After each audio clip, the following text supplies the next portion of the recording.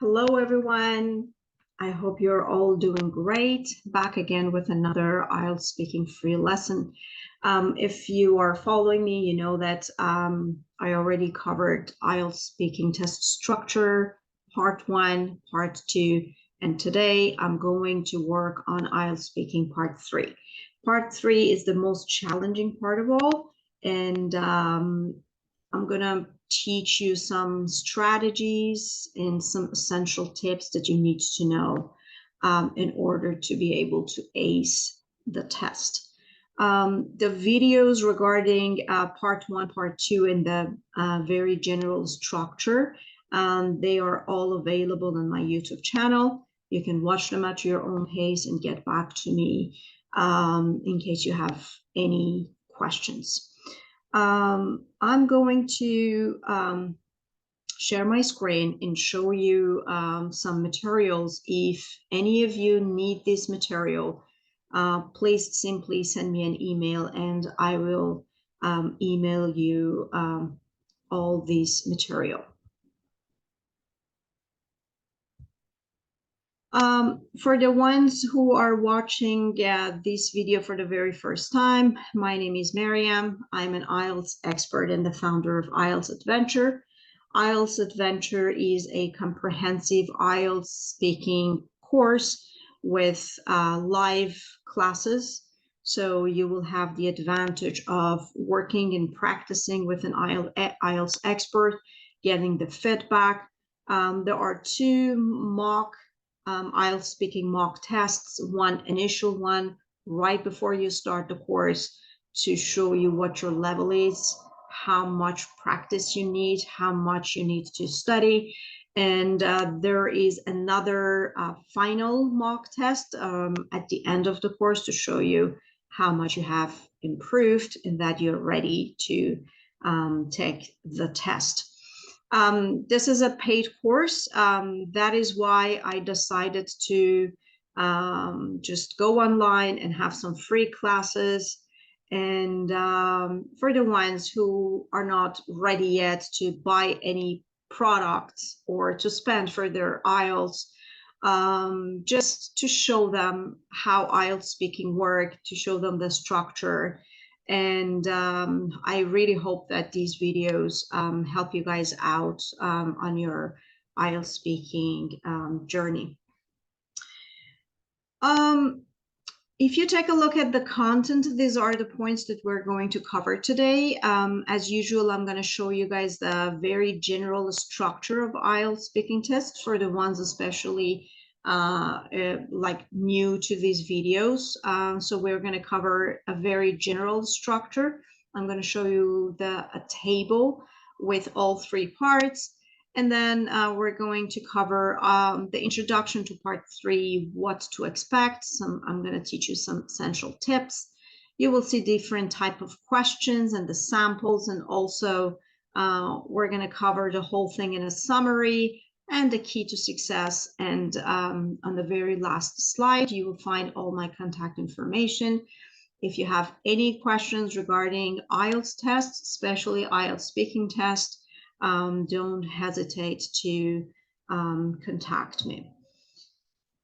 So this table is showing you a general structure of IELTS speaking test. So as you can see, IELTS speaking test is in 3 parts.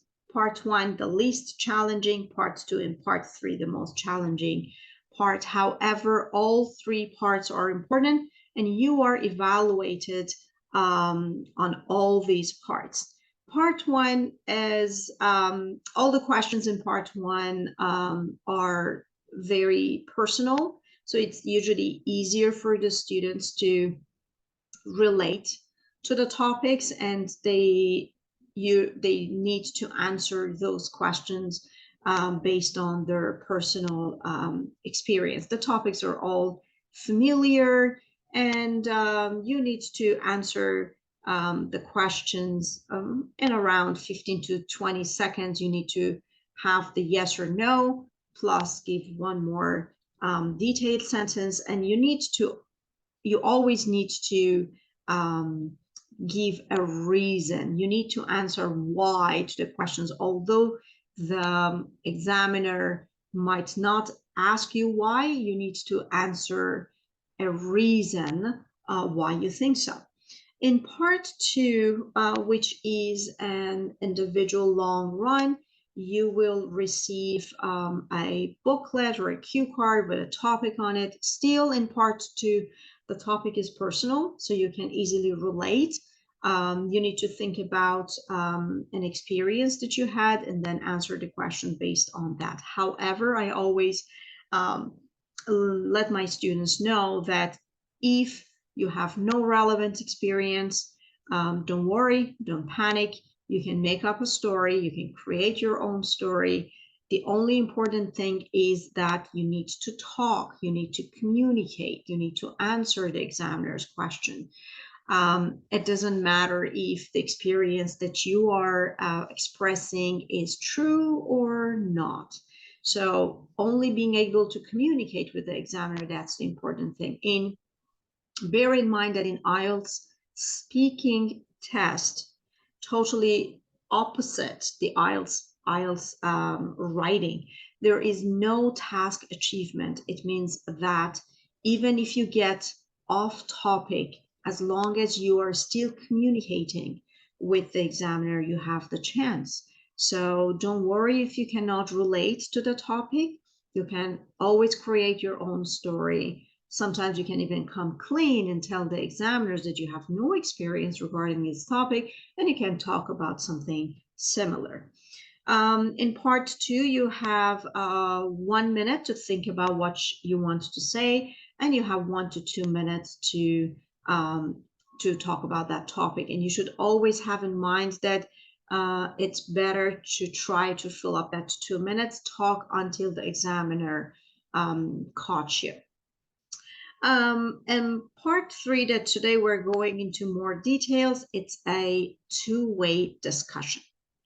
So in this part, the examiner asks you some question and the examiner tries to create a sort of a discussion. So your aim should be communicate with the examiner in a very natural way. The questions here in part three, they are somehow related to the same topic as in part two. For instance, if in part two you were talking about your favorite sport, in part three you are going to talk about sport. However, the questions are more abstract and they are not related to your personal experience, but the topic is exactly the same. If in part two you talked about your favorite food, in part three you're still talking about food, but in like more abstract way. Let's see what you need to expect in this part. First of all, part three is around 4 to 5 minutes. The examiner very strictly takes the time, and they will let you know when the part three is over. Once part three is over, that is the end of the IELTS speaking test. So you don't need to expect anything after that. You're good to go. As I mentioned before, part three is the most important and at the same time is the most challenging part of IELTS speaking test because it is a discussion. There is a discussion between you and the examiner, and you should focus on having a natural, smooth communication. You start with the same pace and you finish with that pace. So we don't, in this part, don't try to talk too fast just because you want to show that you're so fluent. And as English is not your first language, it is going to affect your fluency. So the most important thing is that to have and keep the same pace as you start, not too slow and not too fast. The reason why this part is the most challenging part is the nature of the questions. Questions are not personal whatsoever, and they have more abstract nature. which means you should forget about you, your family, your friend, and you need to have like a broader point of view.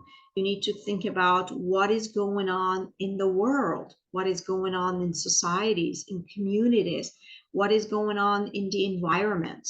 So you need to have some sort of a global concept. So the examples that you give does not revolve around you and your friends or your family. You need to think about what is going on in the whole country or in the whole world. So that is why sometimes candidates um, cannot relate and they don't have much idea.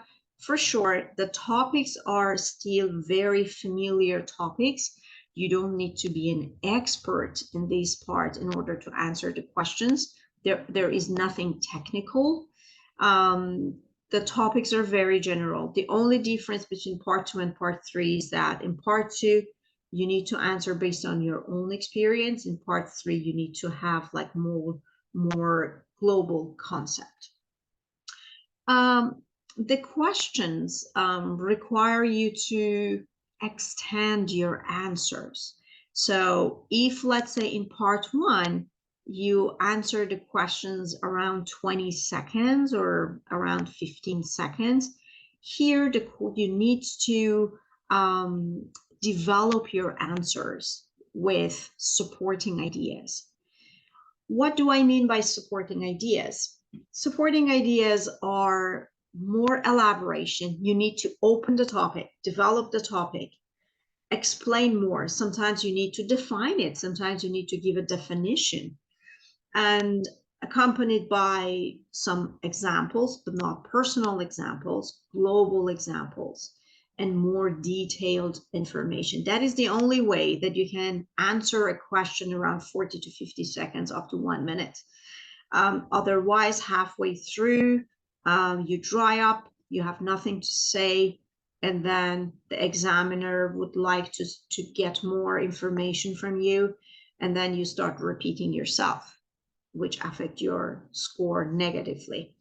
So what you need to have in mind is that you need to have an organization. I will talk about this organization shortly, but you need to answer the questions, develop the topic, give as many examples as you can, and then to conclude, to wrap up what you said. The examiner in this part has more freedom to play around with the questions, depends on your level. So if the examiner feels that you're communicating real well and your level is like advanced, so they're gonna adjust the questions and they're gonna ask you a little bit more challenging questions. And if the examiner feels that your level is not that high, then the level of questions, the difficulty, level of difficulty of questions would go down.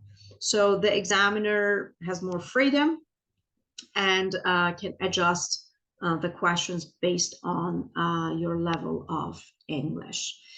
There are some common types of questions in this part. That we're going to cover them shortly as well.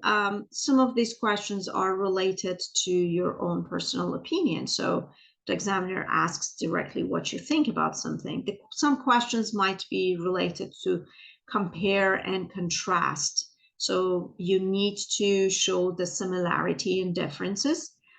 Some questions are related to agree and disagree type of questions. So the examiner would like to know if you agree or disagree with some statements. Another type of question can be advantages and disadvantages. You talk about the pros and cons. The examiner might ask you some questions regarding the future, wants to know how you predict or what you think about the situation in the future, and also about some changes. Somehow these changes also you can compare past and present, something that happened, and you need to compare and contrast. So they are very common types of questions. I'm not talking about topics, I'm talking about types of questions that appear in part 3. I'm going to give you guys some essential tips in order to ace this part and to pass this part more confidently and more smoothly. First of all, part 3, as I said, is a part that requires lots of elaboration and explanation and development of the topic. So only answering yes or no question or a short answer is a big mistake. This is not like part 1. You need to elaborate the topic. The examiner wouldn't be satisfied with a yes or no or just a short answer. And definitely they would ask you more questions in order to get more information from you. The examiners give you enough time to talk about that question, to elaborate your answer. So don't worry if the examiner stops you, because even if the examiner stops you, it means that they are satisfied with what you said, and now they want to move on to the next question. There is not an exact timing that I can tell you that, oh, you must talk for 30 seconds or 1 minute, because it depends on the quality of the answer. Sometimes a candidate can give like a 30-second reply, but it includes everything in it that the examiner is so happy and then move on to the next question. However, sometimes a candidate talks for over 1 minute, but still the examiner is not happy, is not satisfied with the quality of the answer. Lots of things are missing. But I can say, like, average, if you can produce 40 to 50-second reply and include all the necessary parts, all different types of supporting ideas, it should be a satisfactory answer. So you can allocate around 40 to 50 seconds for each question. You can even talk until the examiner cuts you. That is totally fine. It won't affect your score. You should just have in mind that in part 3, the longer, the better. The longer your answers are, the better score you will get. Just make sure that you're not repeating yourself again and again. Repetition, it affects your score negatively. So just make sure that whatever you are giving the examiner is just more elaboration, new details, rather than repeating yourself. So again, don't worry if the examiner just caught you in the middle of your talking. It means that they're satisfied with what you're saying, or they might catch you and ask you another question just to put you back on the track. Maybe you were a little bit off topic, or maybe you didn't get the question well. So the examiner is asking another question just to bring you back on the track. So that is the only reasons. No worry if you are cut off by the examiner. Part 3 actually is the best opportunity to show the knowledge of your vocabulary, your grammar, your sentence structure, because you are supposed to produce longer sentences. So these sentences need to be combined with the help of transition words, discourse markers. So sentence structure is very important. Today I'm gonna just maybe name some important parts, grammatical points especially, but we don't have much time to get into details and teach them in depth, because each of them takes another session, such as discourse markers or sentence structures or mind map or feelers, paraphrasing. So they're all important in IELTS speaking, especially part 3. Today, I'm just gonna scratch the surface a bit so you will know what they are, but we need more sessions to go in depth and just teach them and have like more practice. But you should know that they are very important, especially in part 3. So regarding the sentence structure, we have single, compound, complex, and compound complex sentence structures. In your speech, in your answer, you need to have a combination of all. I won't tell you that, okay, don't use simple. It is impossible to avoid using simple sentence structures. We need to have a combination of all. However, you need to show the examiner that I know the difference between different sentence structures, and I can produce complex sentence structure. I know what is compound complex sentence structures. So our aim is creating a combination of different sentence structures and to show the examiner that you are able to make complex sentence structures, compound, complex. That is the combination which is important. But because your sentences are lengthier, automatically your sentence structure would change to compound complex or like complex sentence structures. You should also show a wider range of grammar. So the answers to the type of questions are in a way that requires you to use different tenses. So pay attention to the tense in the question. Maybe the question requires you to talk about future, then you can use different types of future. Maybe it asks you to talk about past, then you can use simple past, past continuous, past perfect. Maybe it's a sort of a compare and contrast, so you need to use both different types of past with different types of present. So listening to the question and getting what tense the question is very important. Then you have to have the knowledge of, good knowledge of tenses in English. Then you can produce sentences with different tenses.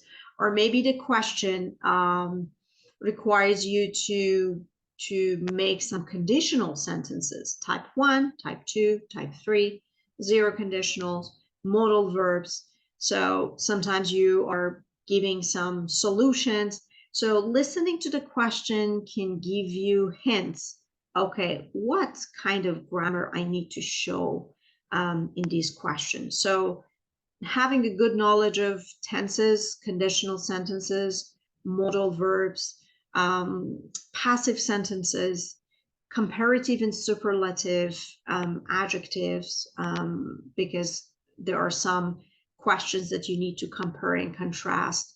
You need to have good knowledge of adjectives, especially when you want to describe a situation, a condition, a person. So that is what I mean by a wider range of grammar. It means that we don't stick to simple present or only to simple past. So we have to have wider range of grammar, and then we should have a lot of practice. So at that time, we are able to make different sentences with the help of different grammatical points. Another point which is very important is the use of discourse markers, transition words. As your sentences are lengthier, you're supposed to talk around 1 minute, 40, 50 seconds for a question. So your sentences are lengthier and you need some words to combine, to join these ideas together. So instead of putting period, period, period at the end of each simple sentence structure, we need to remove those periods. And with the help of some correct discourse markers, we join these ideas together and give it a sort of a natural way to the way that we are talking.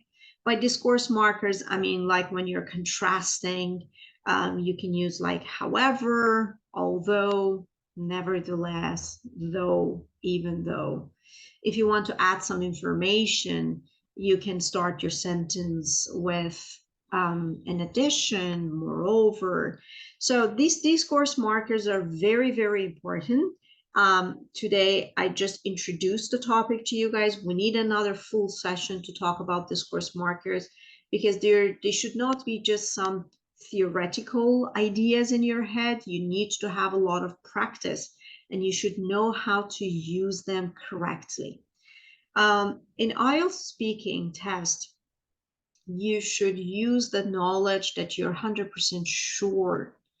Otherwise, if you are not confident, it is better not to use that knowledge because this is IELTS speaking test is not a practice, right? It's not a practice session that you just say, okay, I'm just gonna use it. Maybe it's correct, maybe it is not. No, they're not there to correct you or teach you something. They're not your teachers. They're examiners. They're going to evaluate you. So don't use anything new unless you're 100% sure and confident.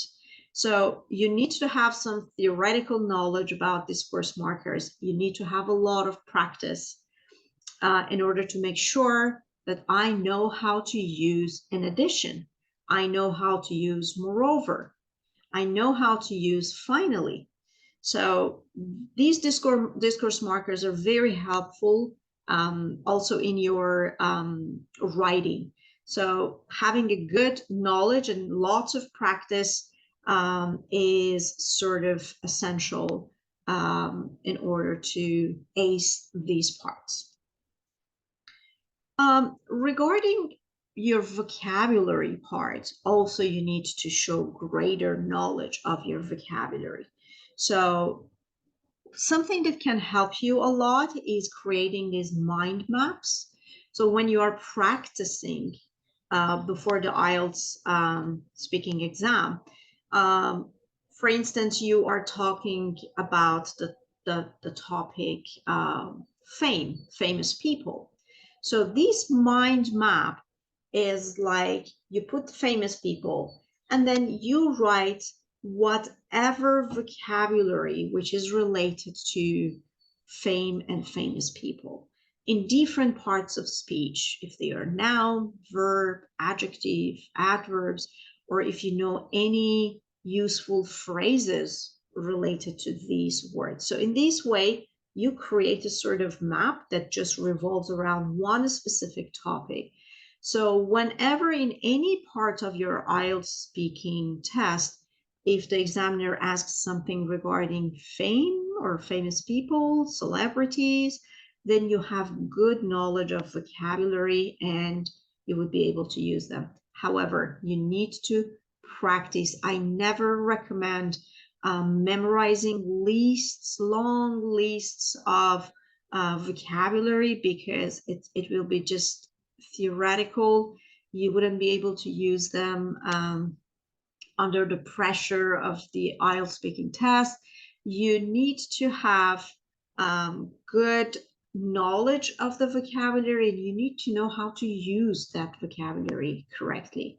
So the number is not that important, but if you know 4 good advanced vocabulary, you should know how to use them correctly rather than just memorizing A to Z and then once you need them, you cannot remember any of them.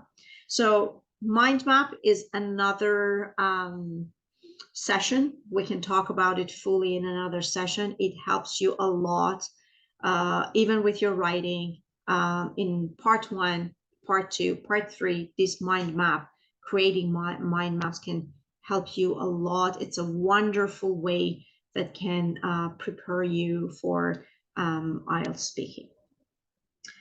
Another part, which is always a question for a lot of students, is adding a filler. They always ask, what is a filler?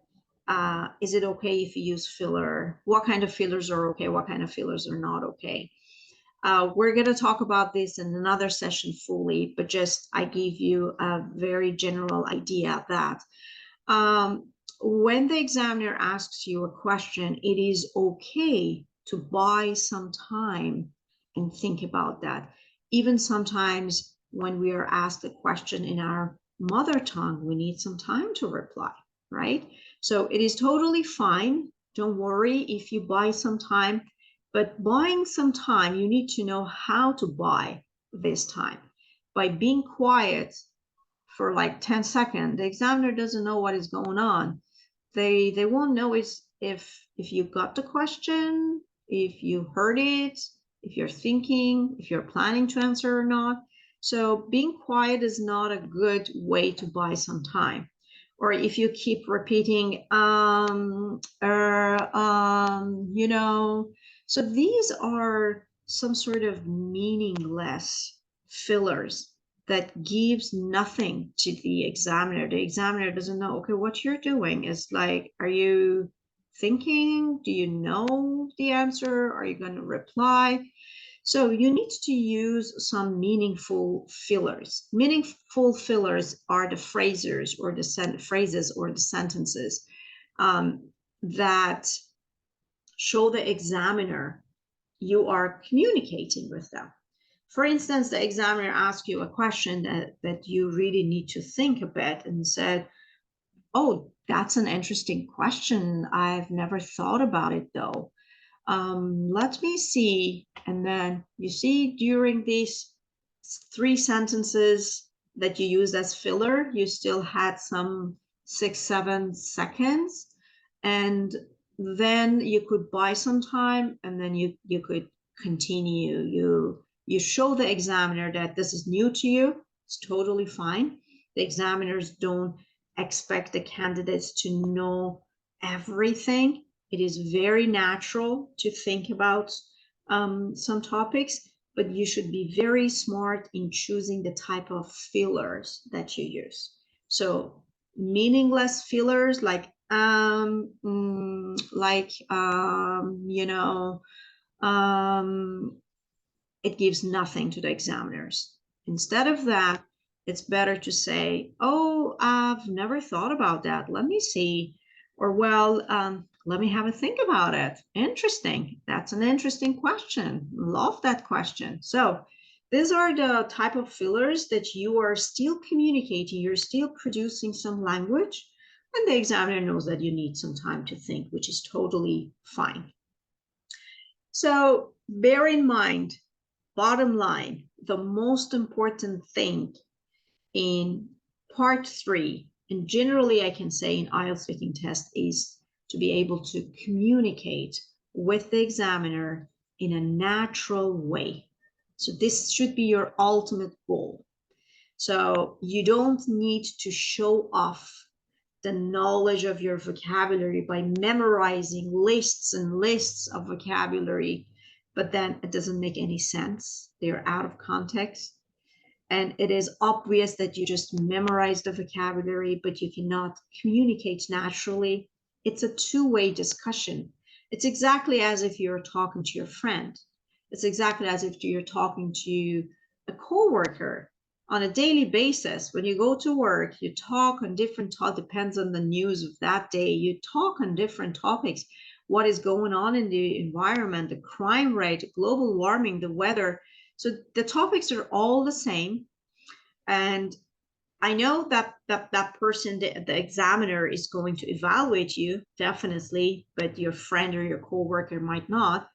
The only thing is that you are communicating with someone. IELTS speaking test is not a formal test, so you don't need to be worried that it's an examiner is not my friend, so I need to have a very formal tone of, no, this is not, let's say, a job interview, and it is not formal. So it is still informal, and you can just imagine that you're talking to a coworker of yours, for sure, in English. So it is informal.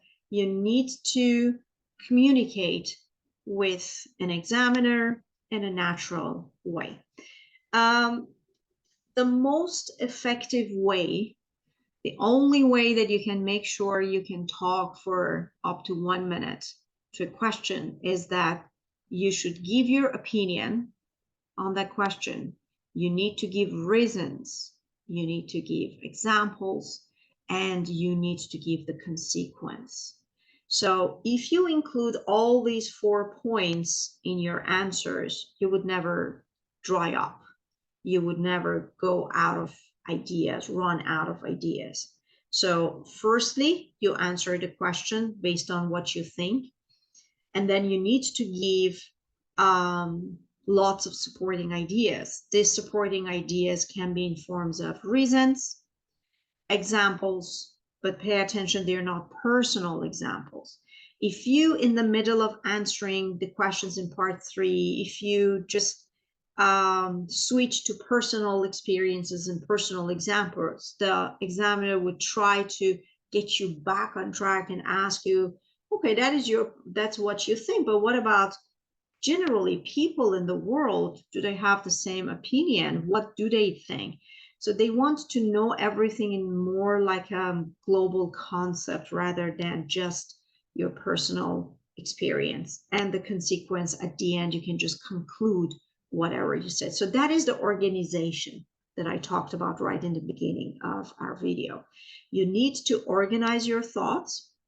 You need to think, you need to imagine that this question is like a paragraph that you are going to write, exactly like in IELTS writing. So in a paragraph writing, you express your opinion, and then you have to have supporting ideas in an organized way. So you give reasons, you give examples, and also the consequence in a very organized, well-structured way. Let's go over the type of questions here. Again, I'm not talking about the topics. I'm just talking about what type of questions you expect. So you might have some questions, couple of questions related to your personal opinion, and starts with like, do you think? So, or what do you think about? So, for instance, do you think people in your country care about family?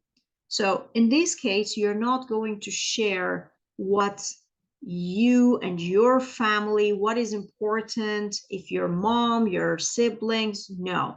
It's talking about people in your country. So you generally talk about the people, the whole population, the majority of people in your country.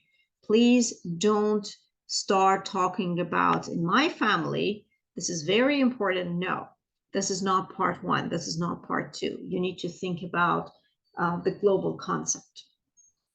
There are some hypothetical questions, which is a great opportunity to show the knowledge of your conditionals.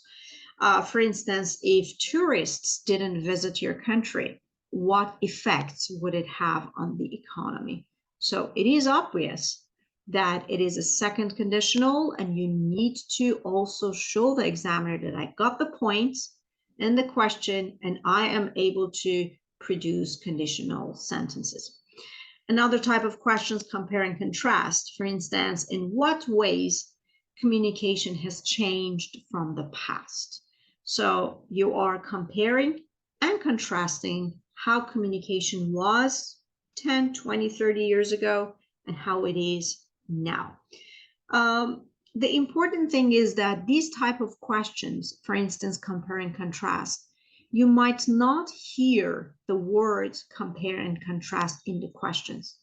The examiner won't ask you, can you compare and contrast the ways that communication has changed? No, you might not hear compare and contrast. So you need to be smart, listen to the question very well, and get the point. What kind of question it is? Is it hypothetical? Am I supposed to compare and contrast? Am I supposed to agree or disagree? So these key words are not repeated in the question. However, you need to get the point. Another type of question is change, pretty much the same as the one that I just read. How has education changed since your parents were children? So it shows a kind of change, and at the same time, it shows a kind of compare and contrast. Some type of questions is related to the future. For instance, do you think that everyone in the world will have access to clean water in the future? So as soon as you hear the term in the future, the phrase in the future, it shows that you need to use different future tenses: future continuous, future perfect, simple future. Another type of question is advantages and disadvantages. This type of questions, you will hear the words pros and cons, or benefits, or advantages and disadvantages. So it's very easy to get that. Like, what are the pros and cons of living in the suburbs? What are the advantages and disadvantages of living in the suburbs? So you need to have a very well-structured and organized answer, first talking about the advantages and then go over the disadvantages. Another type of question is like agree and disagree. The examiner will never ask you, do you agree or disagree? No, you should listen to the question very carefully and get the point there. Some people believe that technology has separated people from each other. What do you think about that? So instead of saying, instead of asking you, do you agree with this statement, or to what extent do you agree? Just the examiner will give you a statement, and then you need to listen very carefully and get the point that, okay, it's in the statement and I need to agree or disagree. And then you say, I agree with this statement to some extent. And then you talk about the points that you agree or you disagree. These are very general type of questions that appear in part 3. Based on the time that you have, which is 4 to 5 minutes, and depends on how lengthy your answers are, the examiner would ask you probably 4, 5, or 6 questions in this part. It depends how long it takes you to answer the questions. I just put 4 topics actually, and they all have 6 more detailed questions. For instance, the first one is regarding movies. Maybe in part 2, the examiner asked you to talk about your favorite movie, and then here in part 3, the topic would be the same. However, the questions are a little bit more abstract, like, why do some people prefer to watch films in the cinema rather than at home? And you should pay attention that on the cue cards, as IELTS speaking, IELTS generally is based on British English, so you can see that there might be some more British vocabulary there. Do you think that cinema are increased, or has, like, let's say, the popularity of cinema has increased or decreased in recent years? Or in your opinion, will this trend continue in the future? So you see the type of questions in the future. What makes a film successful? Then you talk about the features of a successful film.